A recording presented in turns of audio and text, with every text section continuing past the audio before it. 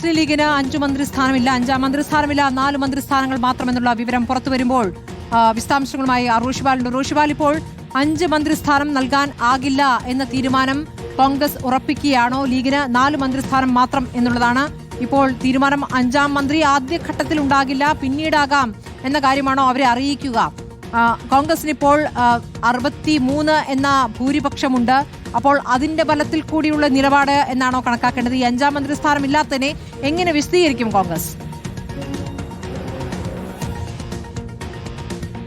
സ്മൃതി, 63 MLA-മാരുള്ളതിന്റെ ഫലമോ അതിന്റെ ഒരു വാശിയല്ല കോൺഗ്രസിനെ സംബന്ധിച്ചിടത്തോളം വല്ലാത്തൊരു പ്രതിസന്ധിയാണ്.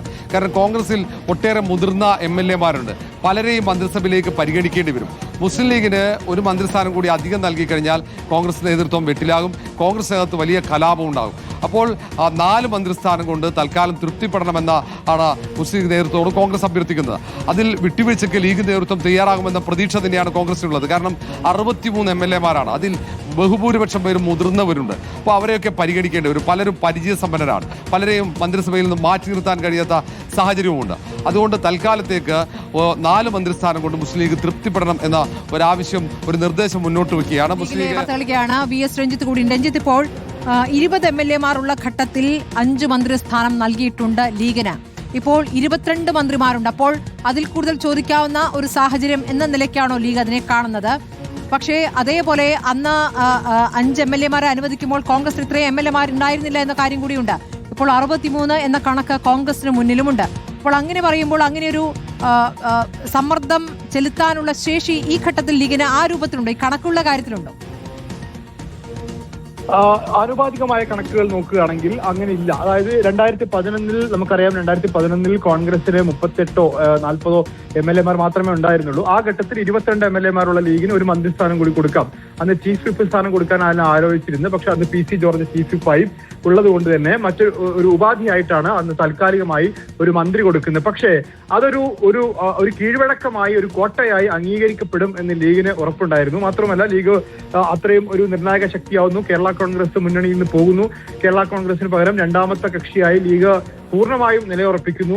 ഒരു കോൺഗ്രസിനെ പോലെ തന്നെ ശക്തമായ ഒരു പാർട്ടി എന്ന രീതിയിൽ തന്നെ നിലയുറപ്പിക്കുന്നു. മാത്രമല്ല, മുന്നണിയെ ജയിപ്പിക്കുന്ന കാര്യത്തിൽ നിർണായക പങ്ക് വഹിക്കുന്ന ഒരു പാർട്ടി, വടക്കൻ കേരളത്തിൽ ഒക്കെ നിർണായക സ്വാധീനമുള്ള ഒരു പാർട്ടി എന്ന തരത്തിൽ തന്നെയാണ് ഇപ്പോൾ ഈ 5-ാം മന്ത്രിസ്ഥാനത്തിനുള്ള അവകാശവാദം. അതൊരു ക്ലെയിമായി തന്നെ ഉന്നയിച്ച് നേരത്തെ 2011 അനുവദിക്കപ്പെട്ട 5-ാം മന്ത്രിസ്ഥാനം നിലനിർത്തി തരണമെന്നൊരു ആവശ്യം ലീഗ് മുന്നോട്ട് വെക്കുന്നതും അത് ഉറപ്പായി തന്നെ ഉണ്ടാകും എന്ന കണക്കുകൂട്ടൽ തന്നെയാണ് ലീഗ് മന്ത്രിമാരുടെ പേരുകൾ പോലും നിശ്ചയിച്ചാണ് ഇപ്പോൾ ഉഭയകക്ഷി ചർച്ചയ്ക്ക്. ഒരുപക്ഷെ പാർലമെന്ററി പാർട്ടി യോഗം ചേർന്നുകൊണ്ടിരിക്കുന്ന ലീഗും അക്കാര്യങ്ങൾ കൂടി ചർച്ച ചെയ്യുന്നുണ്ടായിരിക്കാം.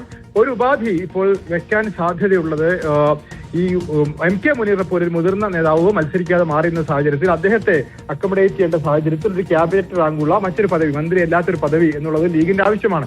അങ്ങനെ ഒരു ആവശ്യം കൂടി അംഗീകരിച്ച് ഒരു ഡെപ്യൂട്ടി സ്പീക്കർ സ്ഥാനം കൂടി കൊടുക്കുകയാണെങ്കിൽ സ്വാഭാവികമായും ഡെപ്യൂട്ടി സ്പീക്കർ സ്ഥാനം ലീഗ് ആവശ്യപ്പെട്ടാൽ ഡെപ്യൂട്ടി സ്പീക്കർ സ്ഥാനവും ഒരു ക്യാബിനറ്റ് പദവിയും എന്ന ഉപാധിയിൽ ലീഗ് ഒരുപക്ഷെ അംഗീകരിക്കാൻ സാധ്യതയുണ്ട്. ഏതായാലും 4 മന്ത്രി എന്ന കോൺഗ്രസിന്റെ ഉപാധിയോട് ഏതു തരത്തിൽ ലീഗ് പ്രതികരിക്കുമെന്നറിയണം. മാത്രമല്ല, ലീഗ് നേരത്തെ വഹിച്ചിരുന്ന വകുപ്പുകളെല്ലാം, അത് വ്യവസായം, IT, മൈനിങ് ആൻഡ് ജിയോളജി, വഖഫ് ആൻഡ് ഹജ്ജ്, പൊതുമരാമത്ത്, വിദ്യാഭ്യാസം, പഞ്ചായത്ത് സാമൂഹ്യക്ഷേമം, ടൗൺ പ്ലാനിംഗ്, മുനിസിപ്പാലിറ്റി കോർപ്പറേഷൻ, ന്യൂനപക്ഷ ക്ഷേമം, ഈ വകുപ്പുകളെല്ലാം തന്നെ ലീഗിന് തന്നെ നൽകാൻ തീരുമാനമായി എന്ന വിവരം കൂടി നമുക്ക് കിട്ടുകയാണ്. അപ്പോൾ വകുപ്പുകളിൽ മാറ്റമില്ല. വിദ്യാഭ്യാസം ചിലപ്പോൾ കോൺഗ്രസ് ഏറ്റെടുക്കും, കോൺഗ്രസ് ഏറ്റെടുക്കണമെന്ന ആവശ്യം ഒരു വശത്തുനിന്ന് ഇതൊക്കെ നടന്നിരുന്നു. പക്ഷേ വിദ്യാഭ്യാസം ലീഗിന് തന്നെ നിൽക്കട്ടെ എന്ന തീരുമാനം, അങ്ങനെ വകുപ്പുകളിൽ ഒരു മാറ്റമില്ല എന്നത് ലീഗിനെ അനുനയിപ്പിക്കാനുള്ള ഒരു സാഹചര്യം കൂട്ടുകയല്ലേ? സ്മൃതി, നേരത്തെ 2011 പുതിയതായി 5ാമത്തെ മന്ത്രി അനുവദിക്കുന്ന ഘട്ടത്തിലും ലീഗിന് പുതിയ വകുപ്പുകളൊന്നും കൊടുത്തിരുന്നില്ല. ലീഗിന്റെ കൈവശമുള്ള വകുപ്പാണ് അന്ന് നഗരാസൂത്രണ വകുപ്പ്.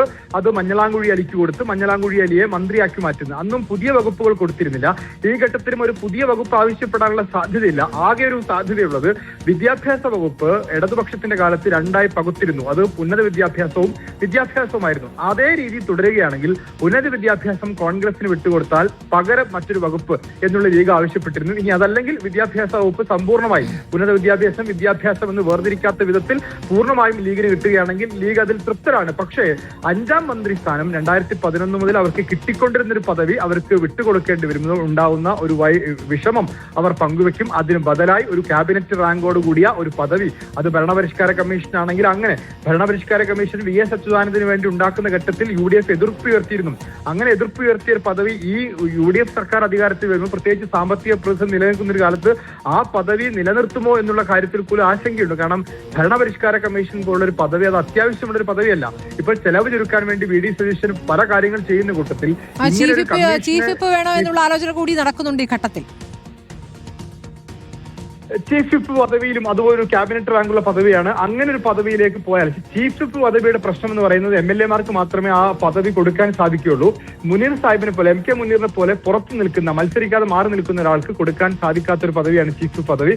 അപ്പോൾ അത് ലീഗ് എടുക്കുകയാണെങ്കിൽ പകരം ഈ MK മുനീറിന് വേണ്ടി ഒരു പദവി കൂടി ലീഗ് ഉറപ്പായും ആവശ്യപ്പെടുമെന്നുള്ള കാര്യം ഉറപ്പാണ്. അദ്ദേഹത്തെ അക്കോമഡേറ്റ് ചെയ്യേണ്ടത് ലീഗിന്റെ വളരെ പ്രധാനപ്പെട്ട ഒരു കാര്യം കൂടിയാണ്. അപ്പൊ അതുകൊണ്ട്